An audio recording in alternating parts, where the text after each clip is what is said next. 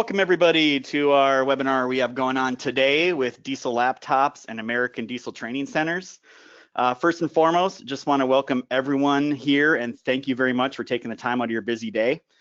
During the webinar, you can feel free to go down to the questions section and type in a question. We have people here monitoring those. If we have time at the end, we will get around to answering some questions. If we don't have time, we'll still answer them, but we'll throw it on a blog post that we'll send everyone a link to that'll have the recordings and everything else. We do have a couple hundred people on this thing already, so we're gonna go pretty fast here. I understand time's important. So here we go. I'm gonna introduce you to Tim. He is the co-founder and runs the things at American Diesel Training Center. So Tim, you ready to go, sir? I am ready to go, Tyler. Thank you very much. No problem. Go with it, man. All right, we're ready to go. Okay, so yeah, so thanks. Just to reiterate what Tyler said. Really appreciate everybody taking time out of their busy days to have this call. I love doing stuff like this because I love doing what we do at American Diesel Training Center. If I have one goal for this WebEx, it's to be able to articulate and discuss how this problem is totally solvable, the diesel technician shortage. I watched this thing sort of percolate for probably the last 10 to 15 years. And, my background is in educational publishing, and I ran sales for a curriculum company that built and distributed automotive and truck content to schools all around the country. And I think that really what piqued my interest at first was that I just noticed that there were very few students in these programs. And then as we began to continue visiting, we began to work with companies. We would speak with companies and they would say, we'd like to buy your curriculum. And I would say, well, I don't know if you really want our curriculum, it's really not pertinent for a shop use. And they would say, we don't care, where we're hiring people off the streets. And so, I thought there's a real problem here that can be solved. And so I partnered up with a guy named Chris Ellis, who I'd coached baseball with in Columbus, Ohio. I'm not a mechanical guy. I'm an educational guy. Chris is a mechanical guy. He was the assistant plant manager at Kenworth. He's, in my opinion, the best truck engineer in the United States. And we just decided to create a program to solve this problem. And so we founded the company literally, I can't believe this. I'm literally just figured this out. It was literally 2 years ago today. Literally 2 years ago today was our first class.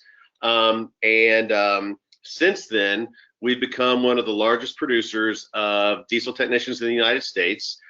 In May of 2018, we established a second location. Our first location was in Columbus, Ohio. In May of 2018, we established a location in Cincinnati, Ohio.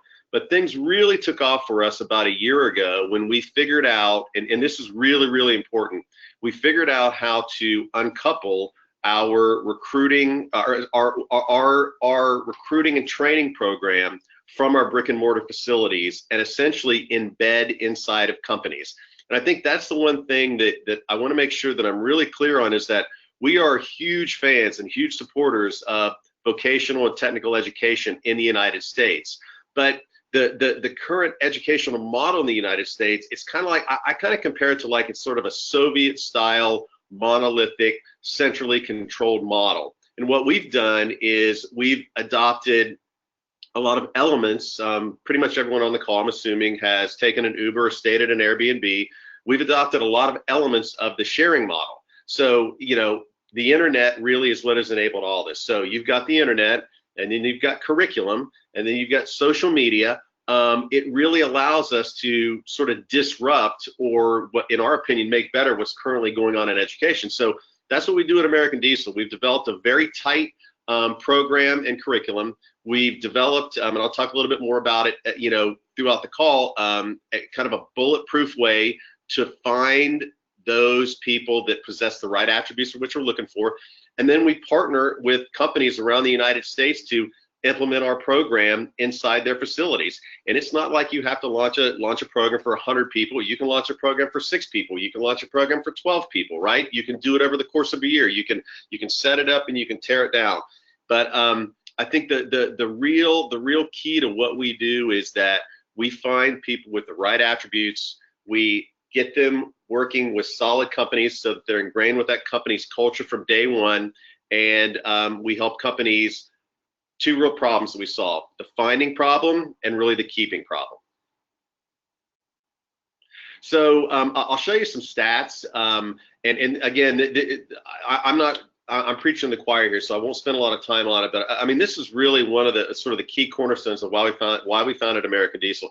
The bottom line to all this is that there are just not enough people entering the business. And if you look at sort of the traditional pipelines of talent coming into the industry, you know, we're typically going to look at two sources. We're going to look at our technical schools.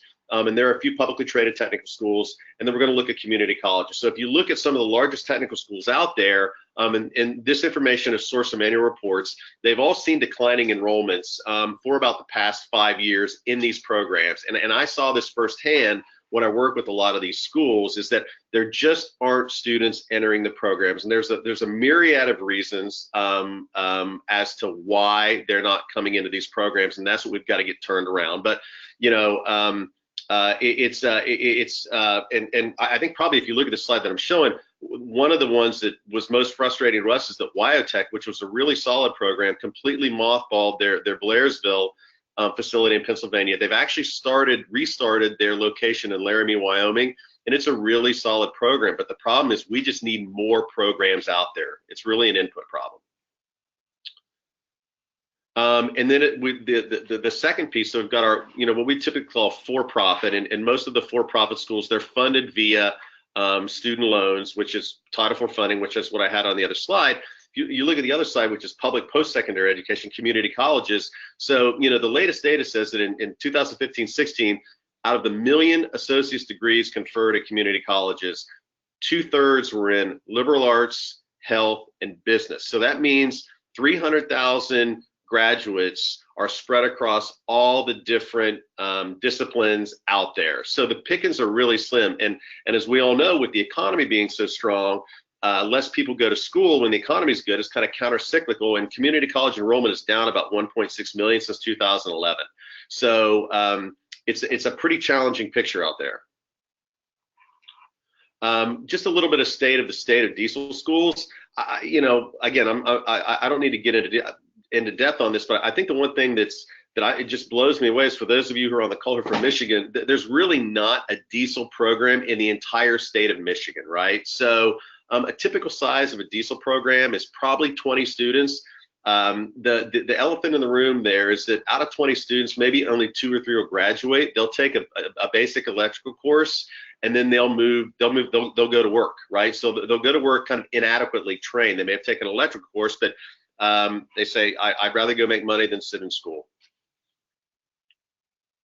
And this one, this is one of the slides. It kind of drives me nuts. I mentioned Title IV funding, and Title IV funding is basically everything outside of a Pell Grant. So it's a Perkins loan, it's a student loan, and these are the disciplines that basically get the most funding out there. And these are all loans. So if you look at liberal arts and sciences, psychology, that's in the billions. So, you know, students are taking $6 billion in student loans to get a liberal arts degree, $4 billion for psychology. The disappointing thing on this slide is there are no trades, right? There's no hard trades or anything technical on these. It's again, I'm just painting a picture here that we got to get reversed. So this is the bottom line on diesel technology, right? So if you look at Title IV funding, student loans, diesel mechanics are 209th on the list. And as you can see, they're one behind English language arts and one in front of biblical studies. So, you know, essentially there's more people in seminary than there are in a diesel mechanics program. That 8571 number, it completely jives with every other piece of research that we do, and we really feel that the true number that's being produced is around 5,000. You compare that to sociology or history, it's one of the things that drives me nuts, right? I mean, there's 60,000 sociology majors get Title IV funding, 55,000 history majors get Title IV funding, and there's only 3,300 working sociologists out there, right? I'm sure most of us on this call don't personally know a working sociologist out there. So we got some work to do here.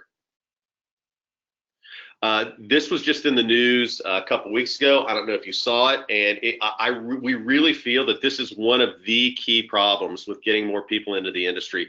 The student loan issue is it's a disaster. It's a balloon that's ready to pop, and it prevents many students, especially with all the attention that the student loan debt situation is getting across the media. It prevents a lot of students from going to programs, right? The issue, and we talk about it all the time, the issue is not a people issue. The issue is really a funding issue. That's the challenge, and that's what I'll get into later in my presentation that we're solving here. So this is what we're looking at in terms of output, right? So this came from a gentleman named Tony Mola. Some of you probably know him. He worked at ASC for a while, but we're only graduating about 35,000 technicians. This is everything, right? And he estimated that 10% of those graduates are diesel and truck technicians. In the truck market, I think it's already too late. We're looking at a significant shortfall. That was 10 years ago, right? So contrast that with the graphs that I showed you. So the shortfall has gotten worse in the last 10 years. So we're very confident, and we've validated these numbers every time we speak or every time we have a meeting. The U.S. education is putting about 5,000 new techs into the system a year. So let's talk a little bit about demand, right? This is the amount of technicians that the market needs. So I think one of the things that we see all the time is that companies, and this is one thing that we're really passionate about, is that companies always look for that diamond in the rough. They expect that journeyman technician to walk through that door and to be ready to go. And again, it's like finding that diamond, right? It's very, very rarely going to happen these days that someone with great experience and a great history is going to walk into a shop and apply for a job. We really believe that you have to grow your own. That's the whole key. You're not going to find that diamond.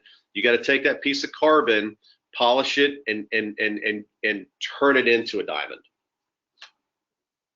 So this is an Ohio case study. I look, and I know many of you use Indeed. We believe that Indeed, I think a year ago I would have told you we think that Indeed, the true number of openings on Indeed are about, the true number is 2 to 3 times what Indeed says. I think I could be convinced that it's probably actually 5 to 6 times what Indeed says. But on June 27th in the state of Ohio, there were 597 openings posted on Indeed. And if you look at the supply, right, there, 5 programs in Ohio, the supply is about 213 entrants per year. So the supply is really only 1/3 of the demand on Indeed, and I would argue that in the state of Ohio, the real number is probably 1,200 to 1,500 of techs needed. Nationwide, I think the real number is probably 30 to 40,000 right now. This came from Penske, a white paper. By 2022, we're going to need about 130,000 additional technicians out there. And the last kind of piece of the challenge is that we've got about 5,000 new entrants entering the profession every year, and we've got 8,000 retiring. So just a straight out comparison, retirees versus new people into the profession, it's a deficit of 12,000, in addition to the industry growth, which has been 12% a year. So this is what the picture is going to look like, right? So by 2025, there will be, if things continue on their same path, and even if you reduce a 12% growth rate to an 8% growth rate, there are going to be more diesel technician openings than working technicians by 2025. And that's going to present enormous problems in terms of wages. I mean, we talk to companies who have to adjust their wages 3 to 4 times a year, right? I think it's probably going to cause some companies to go out of business and consolidate because they just can't find people to do the work that they need.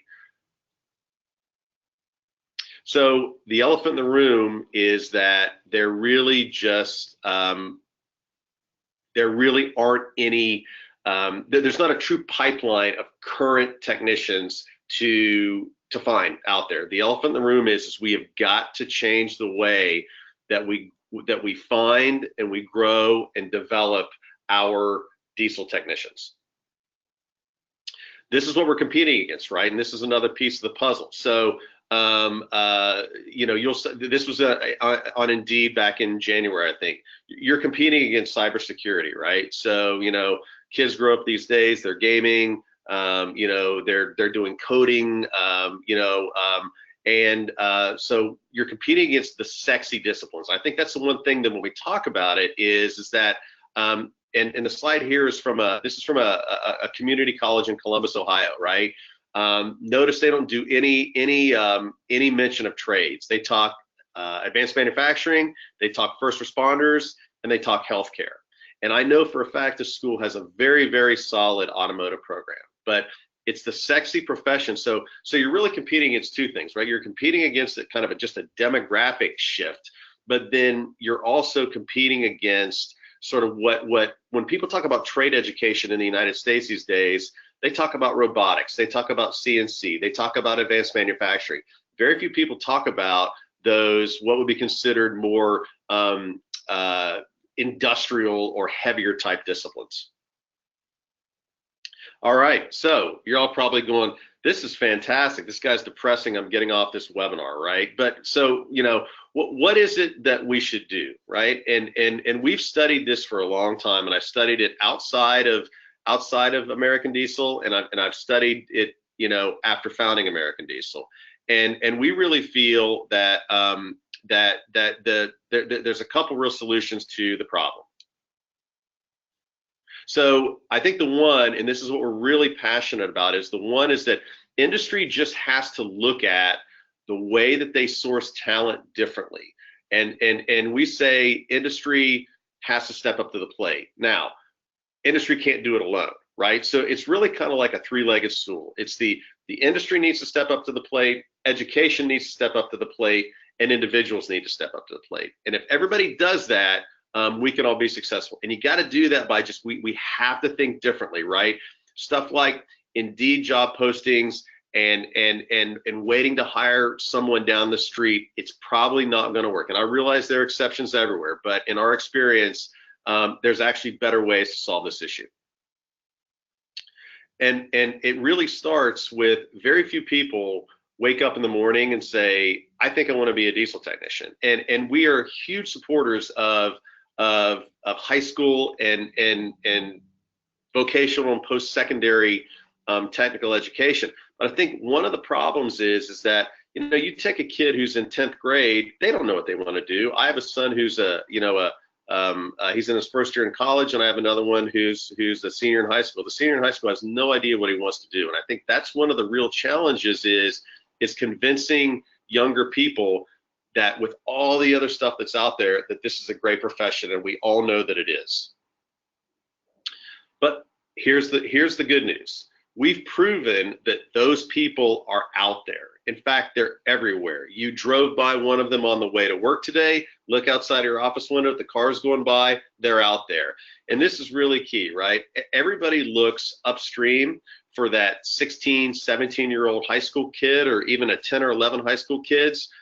The real key is you got to look downstream for that 25-year-old or that 23-year-old or someone who has some life experiences. They've got responsibilities, they've got obligations, right? They're ready, they've made mistakes, they've had successes, they've had failures, and they're ready to embark on a career. That's really the key to this whole issue. So I'm going to tell a couple quick stories, right?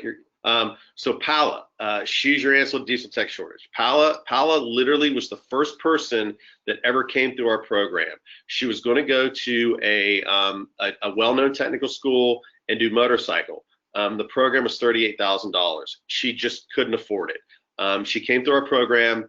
She was an absolute superstar. Literally the first person ever placed out of American Diesel. She was in that class that started 2 years ago today. She had companies literally fighting to hire her. And remember, our program, and I'll get into it, it's a 300-hour hands-on program. She now works at McMahon Mac Volvo, a really solid, great dealership in Columbus, Ohio, and will definitely be a leader at that dealership. Josiah, he was actually in our second class. I love this kid. He was homeschooled. He was working at a Starbucks. Paula was actually working in a warehouse when she came to us. Josiah was working in a Starbucks. He was making like $9 an hour. He came to the program, and I don't know that we've ever seen a kid who just had a bigger thirst for knowledge, right? So he comes through the program, and he ends up getting hired by Ideal Lease as a mobile tech.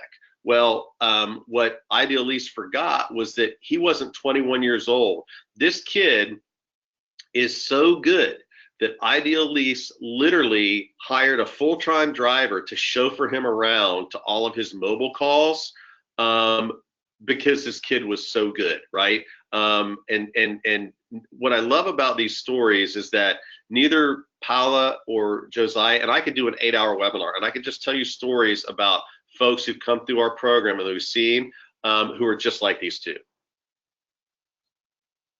And then Kenny actually just graduated, right? And I posted Kenny's resume here because it's one of these things you're like, this is just too good to be true. And we've had tons of Kennys come through the program. This guy was a military, he was a helicopter mechanic in the Marine Corps, right?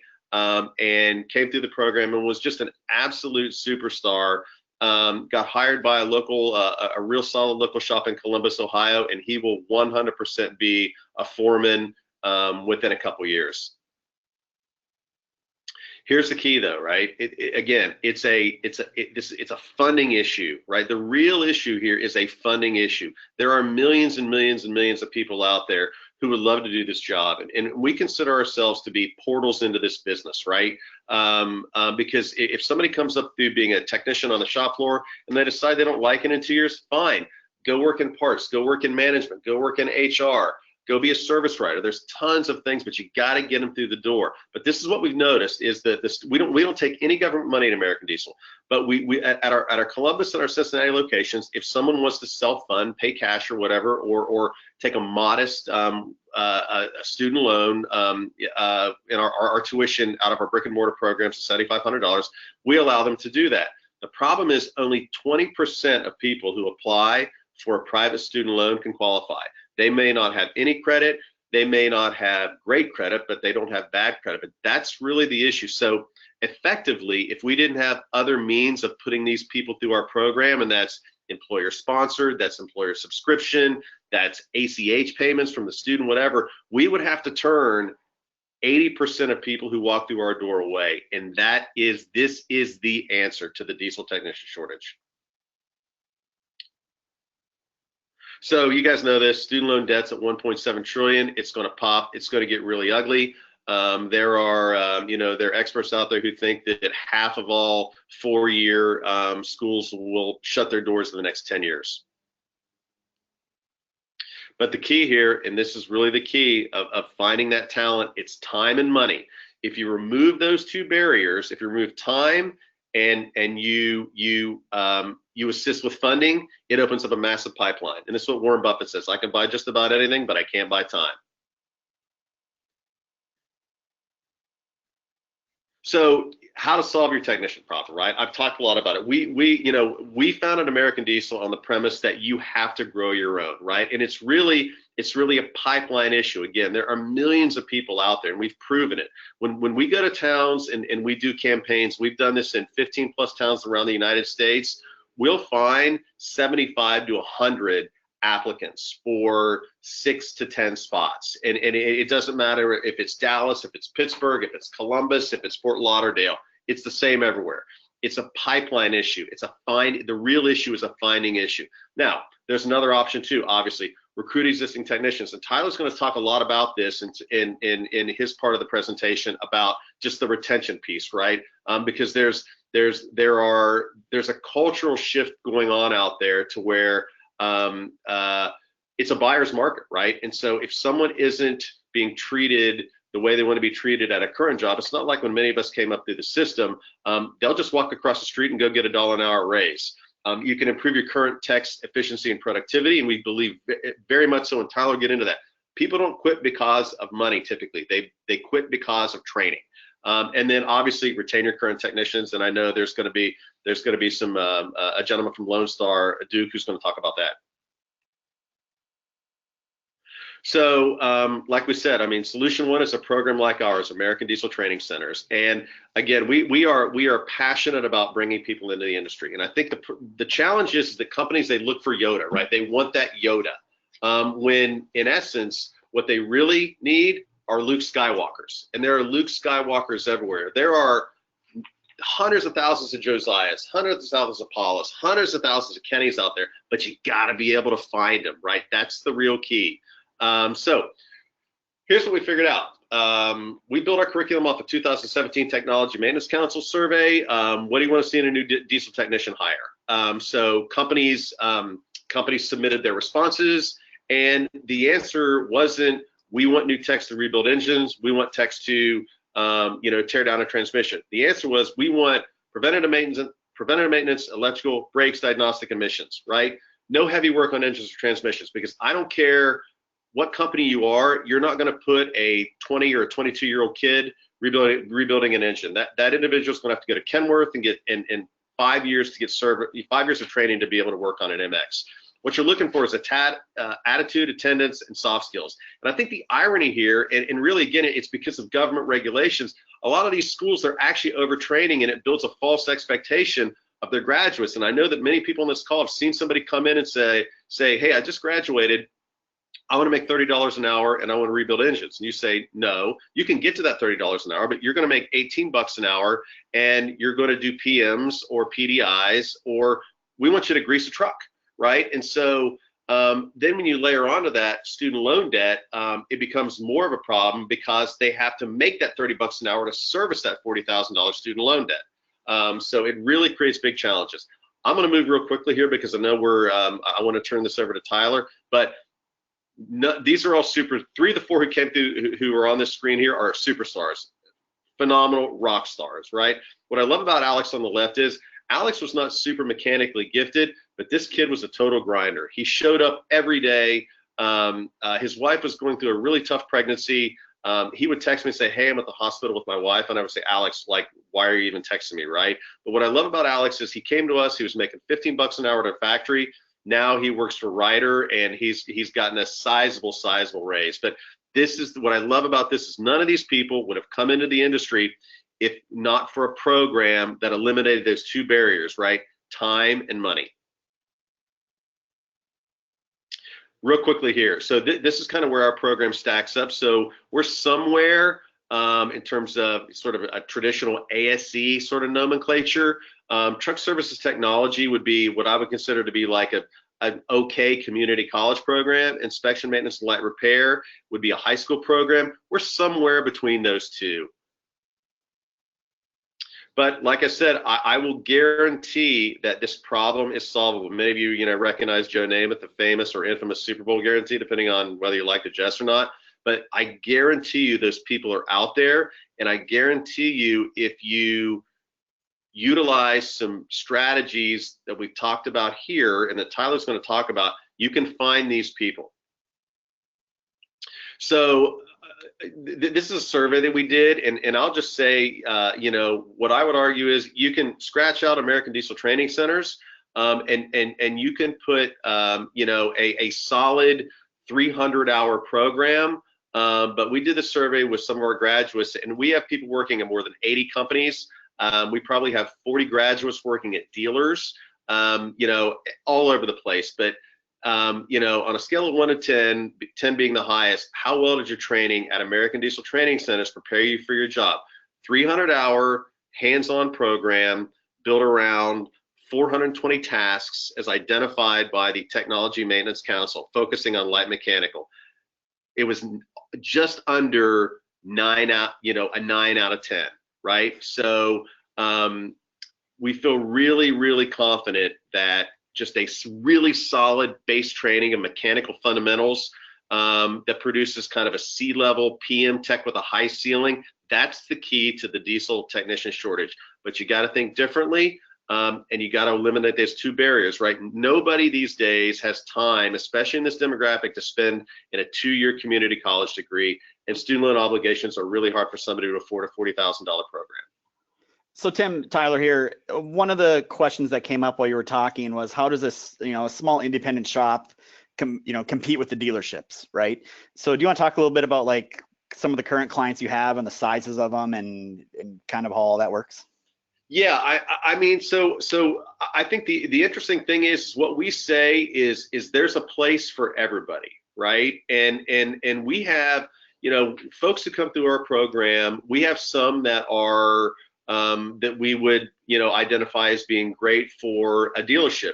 A kid who comes into our program, and I'm 51, so I can call everybody a kid essentially. Who walks in and says, I want to work on everything. That's probably somebody who we're going to steer towards an independent shop. Now, there's different solutions. So if you're saying that's great, but I only need, I'll just throw out a couple things. I only need 1 or 2 people a year, right? I'm a small independent shop. I need 1 or 2, maybe 3 people a year.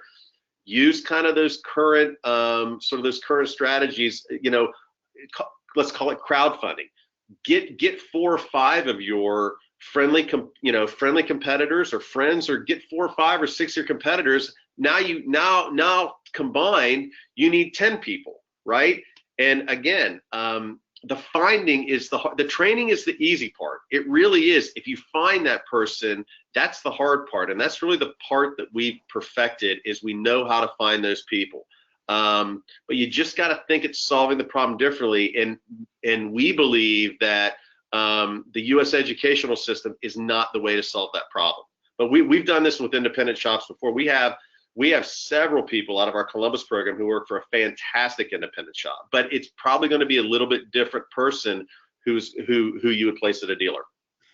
So Tim, how many locations do you have at the beginning of the year, January 1st? How many you got mid-year, and where do you think you'll be at by the end of the year? So we have 2 brick and mortar facilities, one in Columbus and one in Cincinnati. I don't think that we'll ever do, well, I don't want to say ever. We've done 15 implementations across the United States so far, between December of 2018 and today. By the end of the year, we'll probably have done 25 to 30 implementations. And again, that could be a one-time program for 6 people, or that could be a program that runs consistently. We do have a small group of close partners who essentially have embedded full-time our program inside their shops, but we kind of go everywhere. I mean, I'm actually sitting in Fontana, California today because we're working with a company out in Fontana, California. So that's the beautiful thing. Geography doesn't matter. If you don't need to be next to a vocational program or a technical school. As long as you have a little bit of space to devote and tools, you can solve the problem. Yep. Well, very awesome, Tim. I appreciate you going through all that. We will have Tim's contact information at the end of this, and if we have time for some more questions, we'll gladly get him to answer them as well. So thank you very much, Tim. Thank you, Tyler. No problem, man. All right, so let's talk about how else you fix the problem, right? So let's talk about recruitment a little bit. So recruitment's what a lot of people are doing today, and we really break it down into 3 categories. But let me say this. You recruiting somebody from another shop, you didn't fix anything, right? Now that guy needs another technician, and the price of technicians goes up. No new technicians are entering the market. You saw the slides and the statistics. It's definitely going to get worse before it gets better, all right? So we'll talk about recruiting here a little bit, and let's break into 3 categories. So the first one here, before I let Jay from Find a Wrench come on the next slide, is the do-it-yourself approach, right? So I'm pretty active on social media, and I see a lot of people and pages posting on their Facebook page, their LinkedIn page, hey, I need a diesel tech, I'm looking to hire. It's probably going to do you just about as much good as putting a now hiring banner up outside your building or heading to a job fair. It's really going to be tough to find those people just because of the shortage the way it is and how it's getting worse. And I can tell you this, if you are looking at this screen with all these logos and you don't know what some of them are, you're probably really going to struggle with online targeting. Now, you can do a great job. You can actually go on Facebook and say, I want to target diesel techs in such and such city in a radius and throw an ad up in front of them. But unless you really know what you're doing in terms of setting those ads up, creating a landing page, and just cultivating all that information, it's going to be very difficult to do. But there are some free resources out there. If you're on Facebook, go check out a group called Diesel Mechanic Only Jobs. There's a couple thousand diesel techs that are constantly hanging out in there. And there's probably a dozen other Facebook groups along the similar vein. There's Reddit subreddits out there that have diesel mechanics and diesel mechanic hiring pages, job fairs, and all these things, even, obviously on Craigslist. But I can tell you your odds of success, unless you really know what you're doing here, are going to be pretty low. So I think we have Jay on the line. Jay, are you there? Hold on, let's find Jay here, make sure he is still with us. And Jay, are you there? I am. Can you hear me all right? Yes, we can hear you, Jay. Welcome. All right, sorry about that. Yep, go ahead, man. Go ahead and talk, and we'll take it from there. Sounds great. Well, first off, thanks for having me on here. I think what you guys with Tim and Tyler, what you guys are doing on this webinar is incredible. And I loved what Tim had put in one of his slides, which was a kind of a puzzle, right? And I think the one thing that all of us have in common is we all understand that maybe we don't have all of all of the answers for the shortage, right? Or for the problem that you have, which is an open bay in your shop and trying to fill that. And so I wanted to really quick run through a couple of things, and really what we do with our clients is run them through the garage plan. And we have different levels of service. And so I guess I'll start with that. And the reason I do that is just because it helps kind of explain this garage plan in a little bit more detail. We do a traditional full service recruiting, similar to what Tim and Tyler had mentioned before, and where we really kind of go out, we make all the calls, we do all of that. We've got our assisted self-recruiting program, which is basically we refer to it as an ASR program, and a job board in which you can post for free. I highly encourage you to do that. There are some other opportunities out there as well to get more visibility. But for the topic of what we're talking about today, I really think it falls into the assisted self-recruiting program and what we use to really kind of guide our clients. And we use what we call the garage plan. And why do we use the garage plan? And why do we use a corny acronym to use this? Is because we want some guidance with a shop to not be looking when they need a tech. I think a lot of times what happens is we end up looking for a tech at the very last minute, and it results in bad hires. I think it really, as an industry, we need to change the way we're looking at this in general. And the guys ahead of me here hit it on the head in that we need to proactively plan and put together a plan, and intentionally put together a plan to know what your business is going to do. So with the garage plan, just a really quick walkthrough of the acronym itself.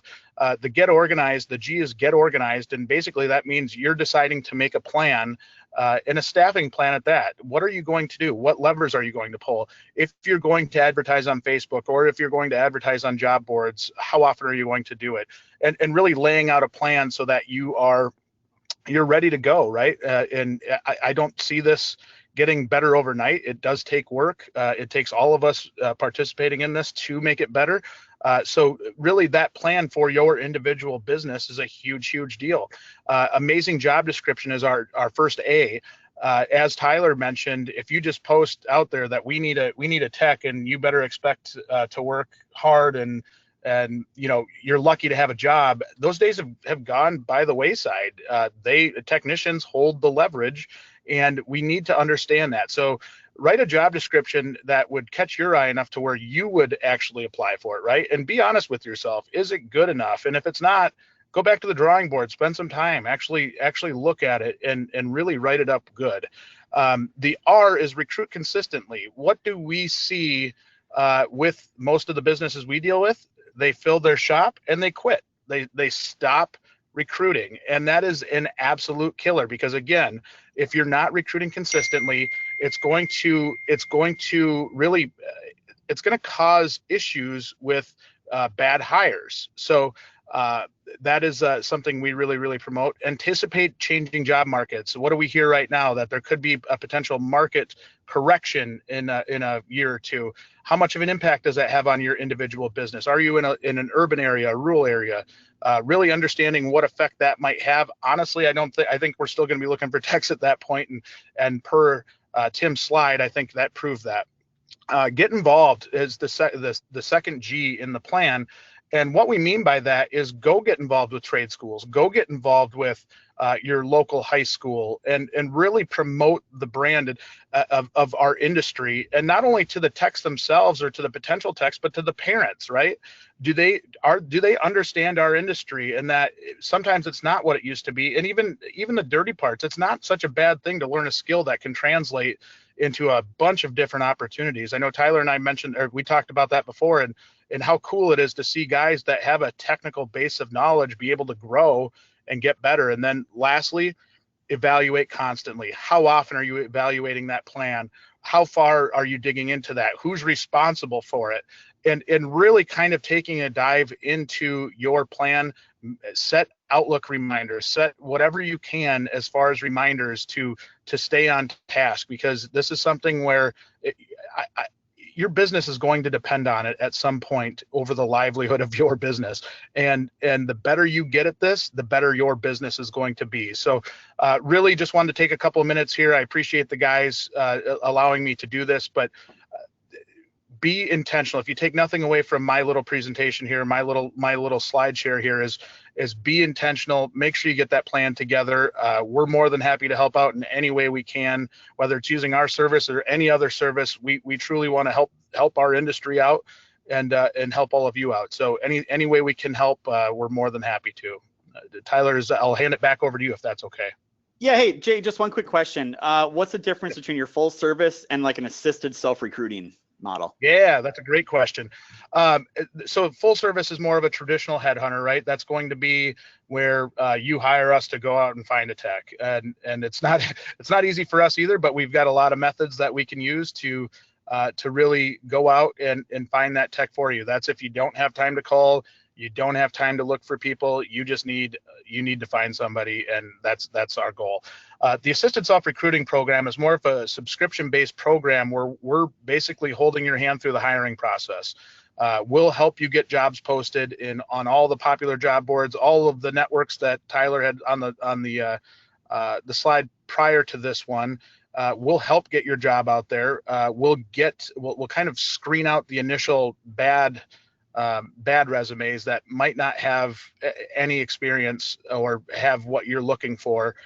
Really kind of understand your qualifications of what you're needing, weed out what doesn't work, send on what does, and then kind of go from there. So those are really the assisted self-recruiting program is really a partnership. We're working with you to put in a proactive solution. We do some market analysis. We do some kind of SWOT analysis. We're really trying to dig in and see, what makes you better than your competitor, or what makes you different, and why would you want to work at your place?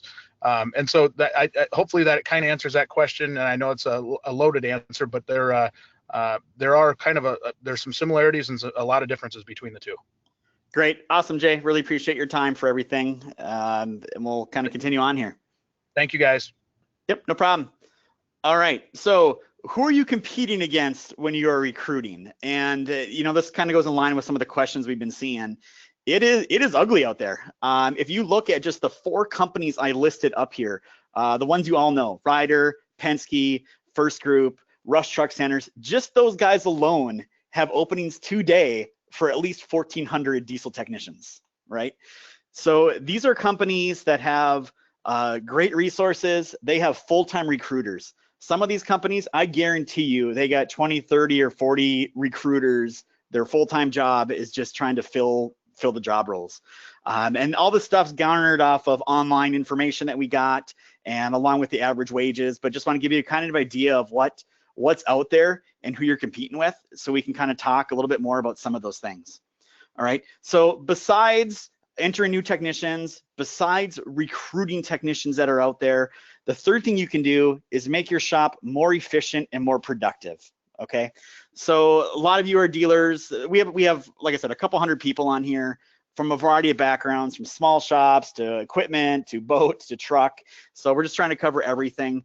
There are ways to outsource some of your service work, right? So there's a service we have here at Diesel Laptops called Virtual Diesel Technician, where we actually hire diesel technicians. We have a call center here, and we remote access your tool, your cell phone, or your tablet and take over. So we can use the cameras on there to see what you see, and our technicians will use your diagnostic tool that you already own. Of course, we sell them as well, but we'll remote into whatever it is, and we'll help you put together a guided repair plan to fix that truck. So we take over 100,000 phone calls a year in our technical support department. We put all that information to a big database, and we have the diesel techs here. So a lot of times when people call in for things, we've already seen it, usually several times, and we're able to kind of turn that around really quick. So really think of it as a dial a technician that you can call on a phone, chat through a website, or have us access your tool to take care of it that way. So the third one I want to talk, another solution here is making your shop more efficient. Really comes down to training. So I got some statistics here from a company called Today's Class. So Today's Class, they have a new platform they launched. It's a mobile app, and what it is your technicians take quizzes every day, and it's an adaptive learning platform. All right. So they recently rolled this out, and we're going to give you some other information here too, because it is a paid thing, but they are doing another free pilot program on August 1st for anyone that wants to join. And it's a great tool. Technicians, it's amazing how high of engagement that these guys have on their mobile app, because they make it a quick, easy to do thing where the technicians answer questions. They can then compare their points to their peers. You can compare how your company ranks against other companies, and it gives you great insight as a manager or owner of a shop to see what your technicians actually know and don't know. So for example, on here, we got 5 key category areas. So these are the baseline average scores that people take when they kind of do like the basic 101 stuff in those categories. So basically what it's saying here is, on average, diesel technicians have less than 80% of knowledge they need in key areas, right? So, surprisingly, I was surprised at 2 things on this. I was surprised, one, electrical was so high. I thought that'd be worse, but I was really shocked to see how poorly everybody scores in safety. But you can get a big overview, and with the platform, you can also get really granular as well. So this is like a granular look at a voltage drop questions on the platform. So as you can see on the chart, there's a red line there at a kind of about 80%. Only about 1 out of every 5 technicians can actually even score 80% on voltage drop type questions, right? So as a shop owner, you obviously want to move as many of those data points to the far right as you can. The more your technicians know, the better they'll be able to do their job. The more efficient they can do their job, the more hours you free up in your shop, right? So the question is how do you get them the training that they need? So there is a ton of free training out there. Every company you see listed on that page has somewhere on their website where you can get free training. And a lot of them have really great training, interactive diagrams and videos and all those things. If you go to our website, blog.diesellaptops.com, and you go up to the search bar and you just search for free training, we have a post that will come up that will explain all of the free training that's available in one blog post. It has the links and instructions and talks about each of them. So if you want to get some free training to your guys, I'd highly recommend that. The other thing I would say too, even if you're an independent shop, go ahead and try to track down your local rep. Your local rep, they will, for those companies, they usually will come on site and do training classes. That's part of what they offer and part of the services that these companies provide. So free training aside, there are paid solutions out there for continuing education as well. The one I really talked about in the beginning here, again, is Today's Class. That's the one on the left. And as you can see, it's quick. It's 5 to 10 minutes. The technician does it. They have a high engagement rate. You get instant visibility into seeing what your technicians do. And again, there's a free window here starting August 1st that will go for, I think it's like about a 45-day period, where you can get on there and all your technicians can get on there. You can try it out. You can see what you like about it, what you don't, and kind of go from there. And I can tell you the paid version, it's very, very affordable. This isn't something that's going to run you thousands of dollars a month. All right. So we also offer, Diesel Laptops does have a web training as well. We have a website. It's about $100 a course.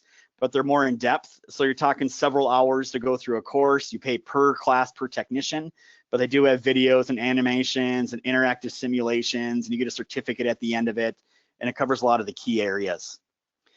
A lot of the OEMs also offer paid training. So they're very, very good training. They're usually they're more than one day. They're usually full week classes. That you have to travel on site. I can tell you they're not cheap, but they are very, very good. So in a lot of cases, even if you're not a dealer, you can still get into some of these classes. Sometimes you got to get your local dealer to sponsor you. But again, talk to your local OEM dealer and see what's available. And then here at Diesel Laptops, we do offer aftermarket full day hands-on courses as well.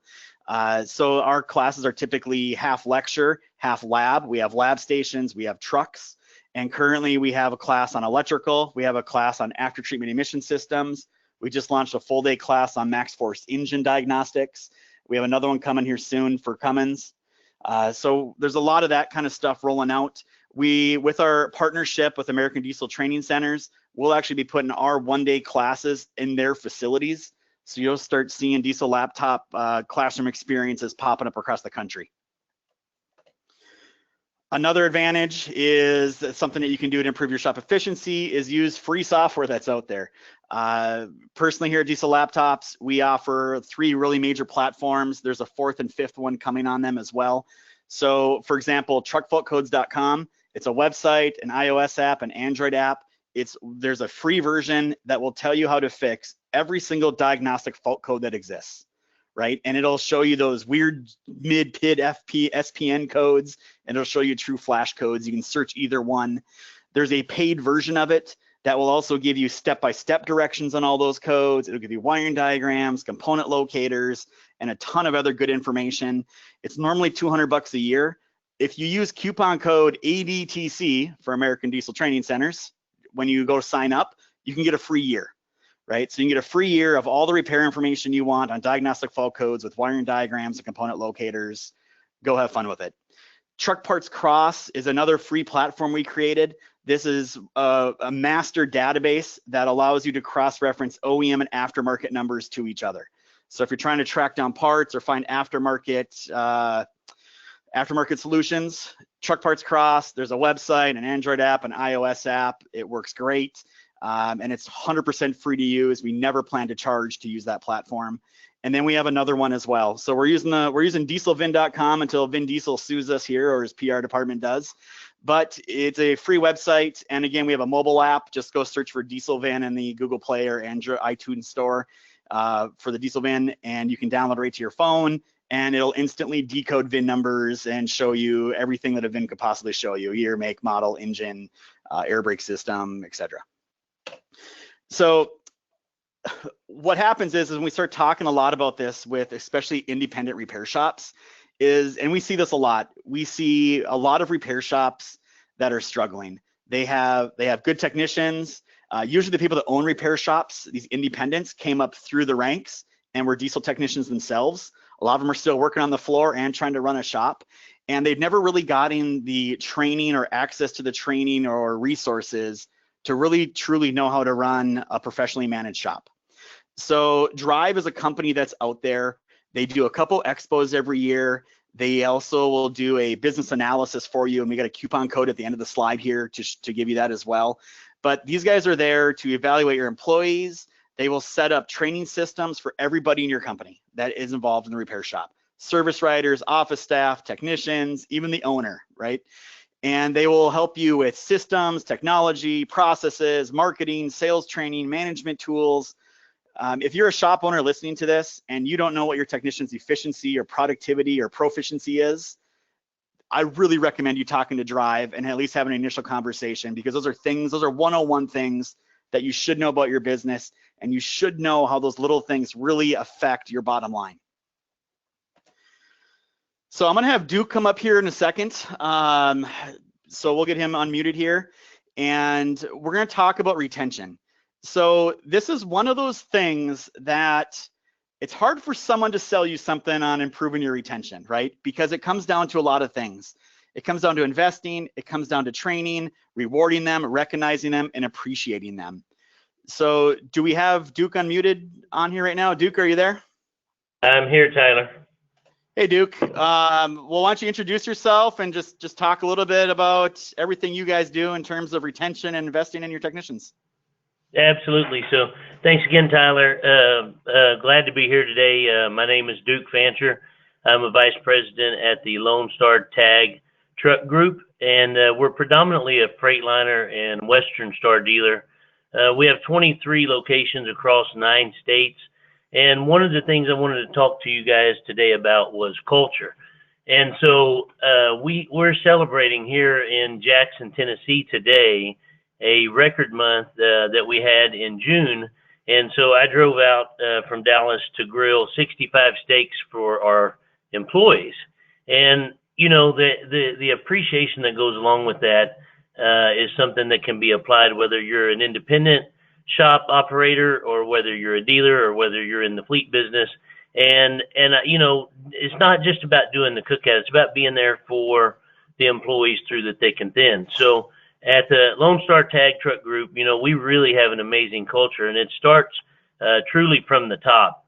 We recently had a meeting at one of our dealerships, and we were talking to the technicians about installing air conditioning in the shops. And the technicians all got together and they came back and they said, you know, if you really want us to be more productive, what we could use is some overhead cranes. So we made the investment in the overhead cranes, and the technicians were happy. So to me, that's when those guys are giving back to the company themselves, and they don't do that just, you know, free-heartedly. It's when they feel like they're truly part of the solution, day-to-day involvement, and have a voice within the within the community. So, you know, communication is key to culture, especially for new employees. We've recently launched a very detailed onboarding process, and we started that with the technician group first. We're still in the pilot stages of that, but part of that process is assigning a mentor in-house and training, as you've all spoken earlier today.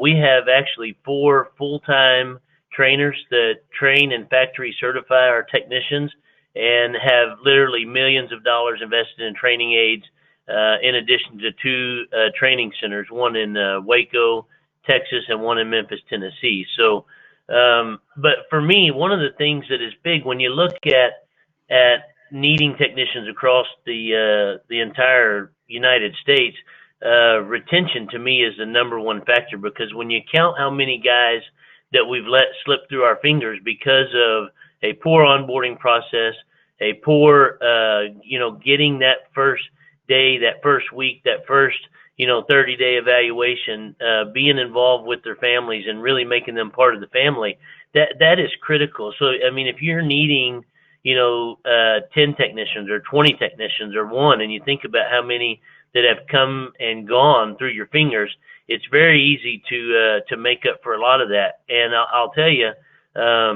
one of the things that is exciting to us, we don't have a lot of need for technicians at most of our shops. We're at full capacity, with the exception of a few. And you know, how do you get there? I really think it boils down to culture. You know, our ownership groups comes through all of our dealers on a regular basis.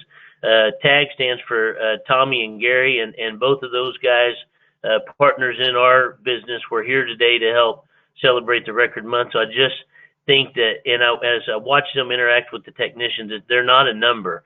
They truly are a family member. So one of the things that I've always done, though, is get involved.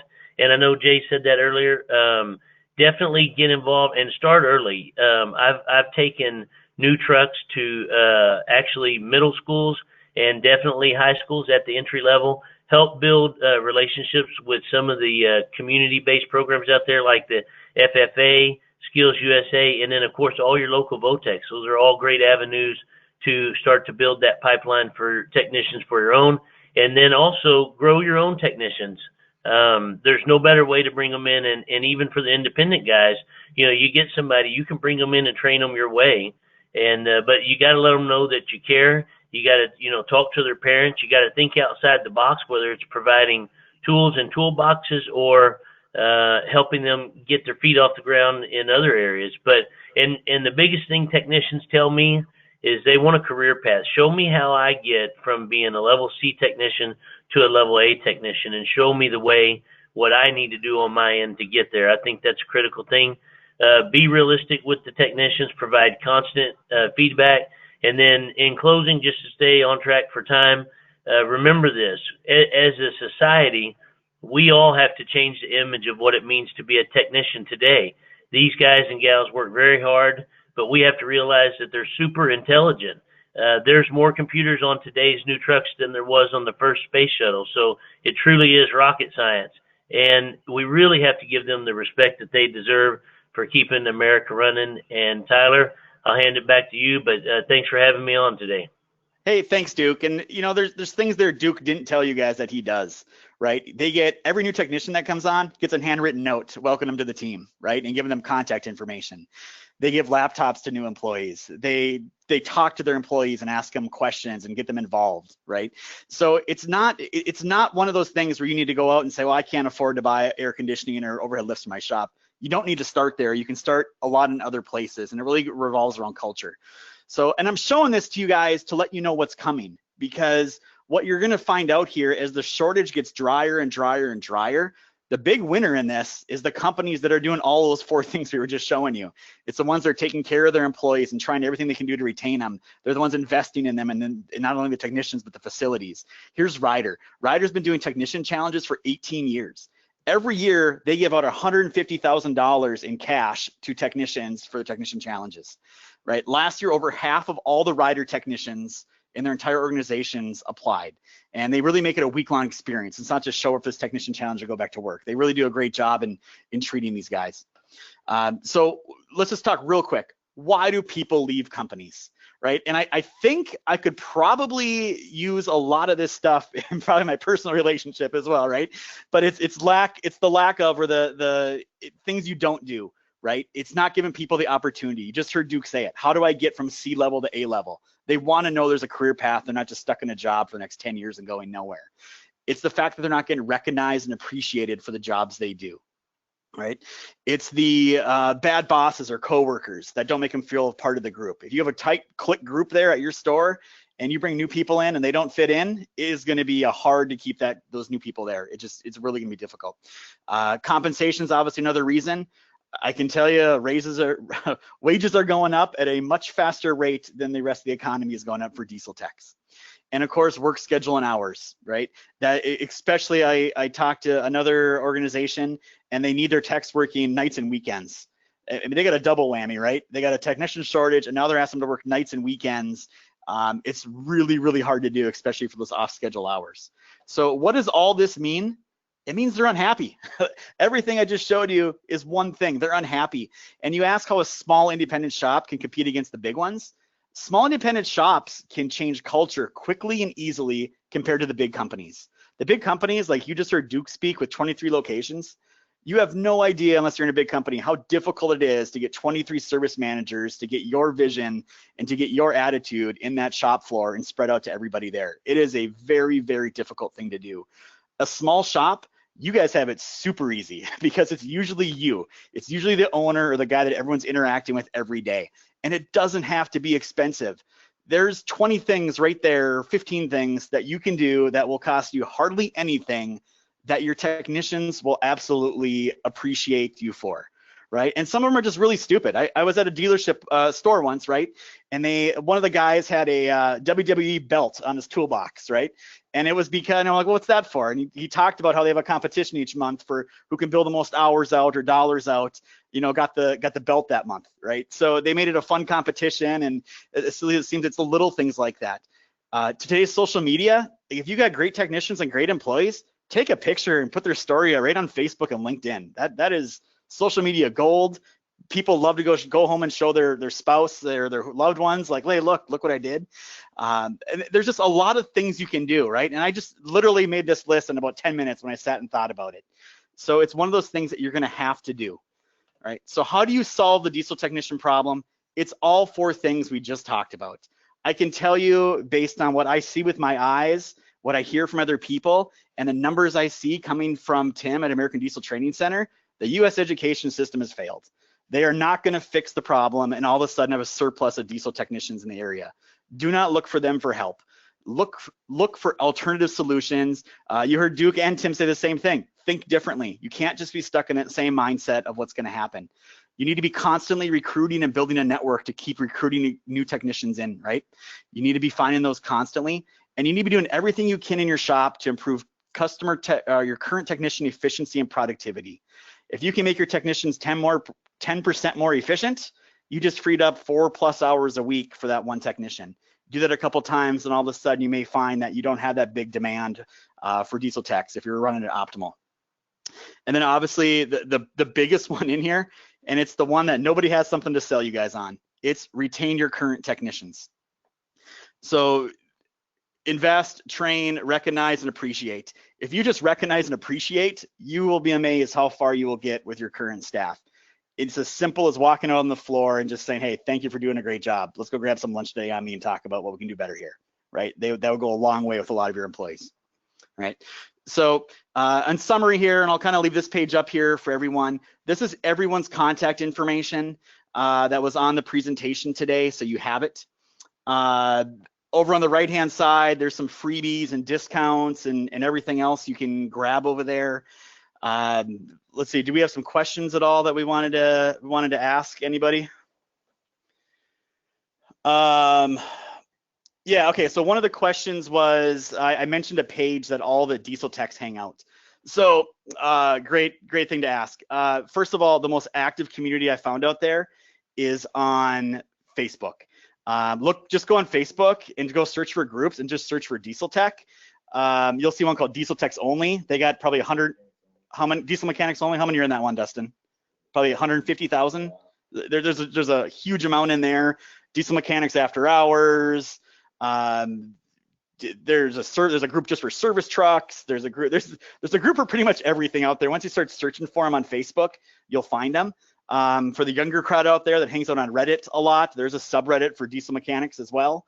Not a lot of communities on LinkedIn that I ever really see out there. They're mainly on Facebook, a little bit on LinkedIn. I'm sure there's some other forums out there that I really haven't gotten into.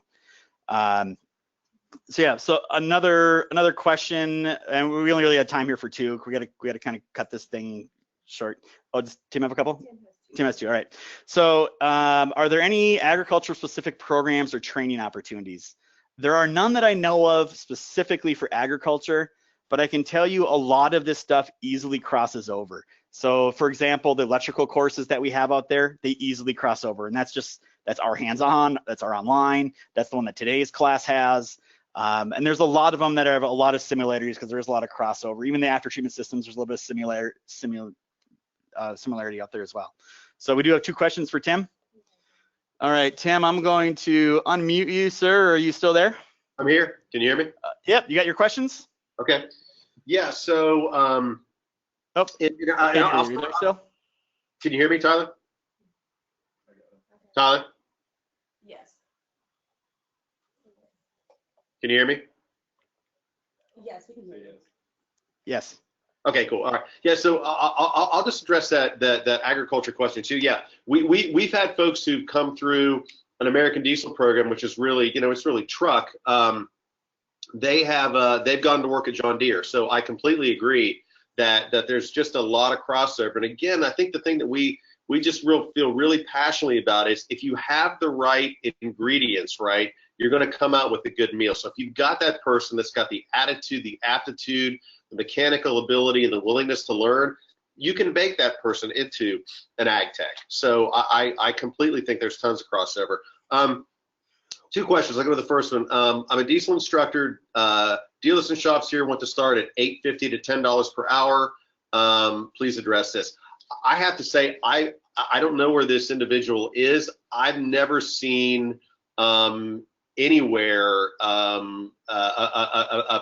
starting salary like that. Typically, a starting salary that we see is between $15 to $18 an hour. But what I would say is if you're trying to pay people $8.50 to $10 an hour, you're going to lose, and it's going to be a big challenge. But I don't know where this individual is, but yeah, I mean, like I said, I've seen companies adjusting their pay 3 to 4 or 5 times a year. We've seen some starting as high as $19 to $21 an hour plus overtime. The second question is, how does all this apply to off-highway techs, and are there any differences in training and retaining them? Again, it's the same thing. So we are going to be launching an off-highway program in first quarter of 2020. But like Tyler said, electrical is electrical is electrical. And if you find those individuals, and they're out there everywhere, with the right attitude, aptitude, and willingness to learn, it can easily cross over. Again, we're a truck program predominantly, but we have folks who are working in off-highway. The real key is that person proficiently trained and have a solid mechanical foundation, and do they want to be there? And if you put all of those attributes together, you will have a successful off-highway tech. But we are launching an off-highway program in Q1 of 2020. All right, was there one more question, Tim? I think that was, hang on. Is that it? Okay, we're good. Yeah. Well, I really want to thank everyone for your time. We will be sending out an email with a survey. We'd really appreciate getting your feedback on the survey. We will also be sending out an email with a recording of all of this. So if you have, we put that contact information up there because if you have questions or you want to talk to someone more, feel free to. That's why the contact information is up there.